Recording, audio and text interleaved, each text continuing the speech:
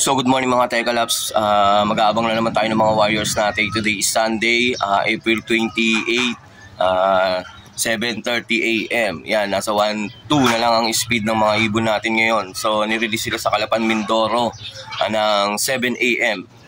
First lap derby nga pala nga namin ngayon sa CSW RPC. Yan.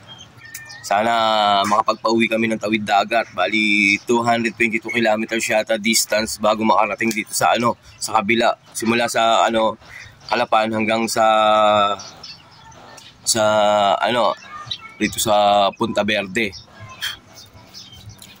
Yan, sana makatawid ng ligtas sa mga ibon namin. So makulimlim naman ang panahon ngayon, hindi naman matirik ang araw. So kaya siguro nilang lumabay, kaso sa lubong yata sa hangin ngayon.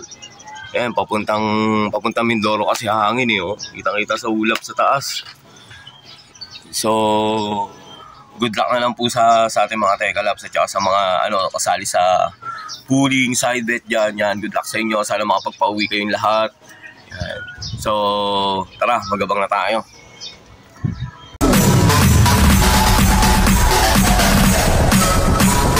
TikTok, don't stop.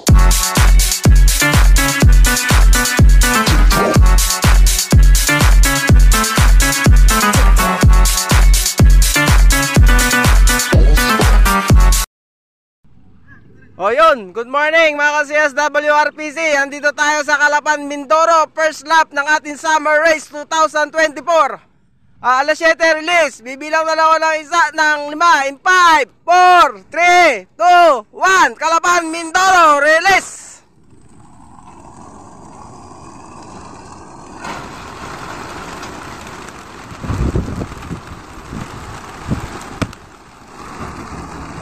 Ayan na, ibon.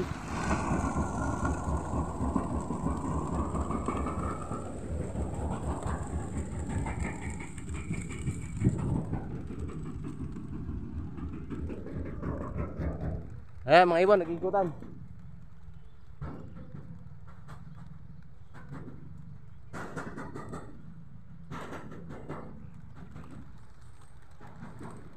Ayan, ikot na. So mga Tekalaps, ayan, ang oras natin is magsa-7, 8:46 na. Yan. Ang speed na lang ng ibon is 1-2. Ayan. Mga nasa 1-1 plus na lang yung mga ibon natin ngayon. Ayan na. Pahirapan talaga pag tawid dagat. Yung mga junakis natin dito, mga gutom na. Gutom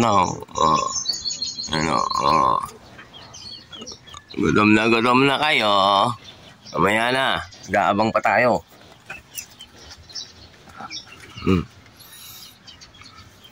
Mainit na dito. Ayan.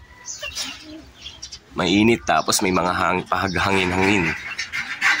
Sana makauwi na maga mga ibon natin. Sana walang mapurnada sa kanila. So good luck. Good luck na lang sa atin mga Tekalaps. Ayan. A few moments later. So yan mga Tekalaps, sad to say, wala pa nagpapauwi sa ibon namin. Yan, sa CSW RPC. 2,684 na ibon. Wala pa nakakapag-lock hanggang ngayon. Ang speed na lang namin is 700 plus na lang. Yan. Pero ang cut-off namin sa club is 500. Yan. Meron pa kaming mga 2 hours. Sana makapag-clock para sa butasan. Pag nakapag-clock ngayon sa butasan ng 700 sa amin, yun, take all. Kung sino mo makaswerte makakapag-clock. Makadating yung ibon natin. Ang natin is 742. Ay 942 cut-off natin. 700 speed. Sana makapagpauwi pa rin tayo. May panghanda.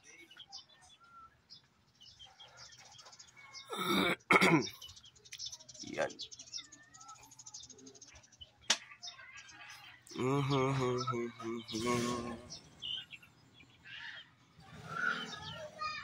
2,000 years later. Ayan mga Tekalaps, oh. Basang-basa si ano natin, si Checard, oh. Kung saan pumunta to. Basang-basa yun. Nalulod ka ba sa dagat? Ha? Basang-basa, oh.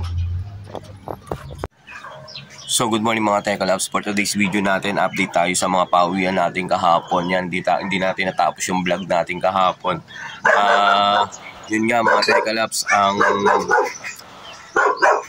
cut off yung uwi ng ibon natin. 470 something yung ano yung ano natin, yung speedan natin is nasa 500 lang, minimum speed sa club. Yun. Kapi nga pala, kakauwi ko lang galing trabaho.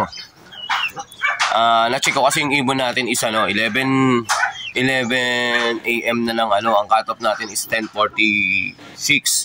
Hindi ko siya napansin na dito dumaan sa harap ko. Sa pagtingin ko dun sa likod sa loop, andun na siya, naglilimlim yon. Tapos basang-basa yung dibdib niya. Ewan ko kung saan nagpunta yon.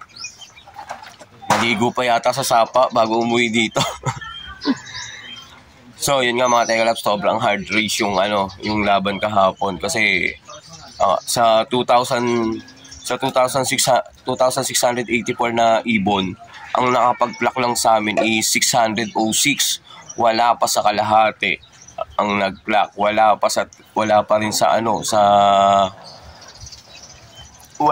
yata sa 1/4. Wala pa sa 25% ang nakapag-pluck. Pero nakauwi naman kahapon, yung mga cut-off, kasama cut-off is nasa 1,000 plus na. Yun, dami pa na nakapagpauwi. Parang minasakrik ibon namin doon. Hindi, sa yun, nahirapan nyo kasi puro itcha kasi Punta Verde.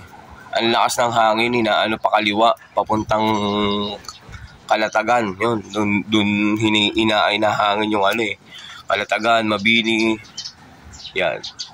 Kaso pag ng dagat malakas siguro yung hangin doon kaya hindi nila kinakaya dito sa kabila pumupunta.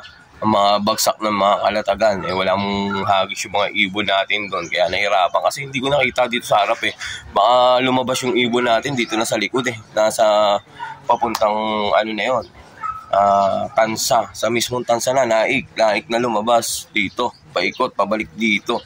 Malamang ganun ang ginawa ng ibon natin. Kasi karamihan ng ibon, itcha sa itcha sa Punta Verde. Tapos, Mabini, Ilijan. O dun na lang yung itcha nila Pero Kalatagan, Batangas, wala naghahagis dyan, bihira. Yun. Yung mga ibon namin wala pang hagis doon. Siguro dun tinangay yung yan, nahirapan ang ibon. So ganun lang mga Tekalaps,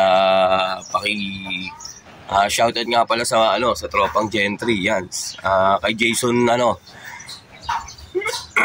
kay Sojabay, yan si Jason, si Pamson, yan. Panalo siya sa pooling side bet, yan. Congrats sa iyo kahapon. Tapos shoutout na rin sa COR ng Gentry, yan. Pag masyado mainit ang ulo, nagtatanong lang, high blood kasi lagi. Ikaw pa rin naman masusunod dyan, hindi kami. Player lang kami. Pwede rin naman kami mag-suggest. Hindi yung babanatan mo kagad ang init ng ulo. High blood ka kasi lagi So, pasensya na. Ayan, misunderstood tayo pareho. Pero hindi kita pinangungunahan. So, hanggang dito na lang ang natin. Shoutout nga rin pala sa sa COR ng Gentry at saka ng 13 at saka ng 13 si Chadi Saile, tapos sa naman sa Tansa sa bagong namin bagong loading sa Tansa si Pitch. Yan, shoutout sa inyo. So shoutout din sa mga tropang 13 at saka sa Tansa. Yan. Hanggang dito na lang ang part of this video ko. Maraming salamat po sa sumusuporta.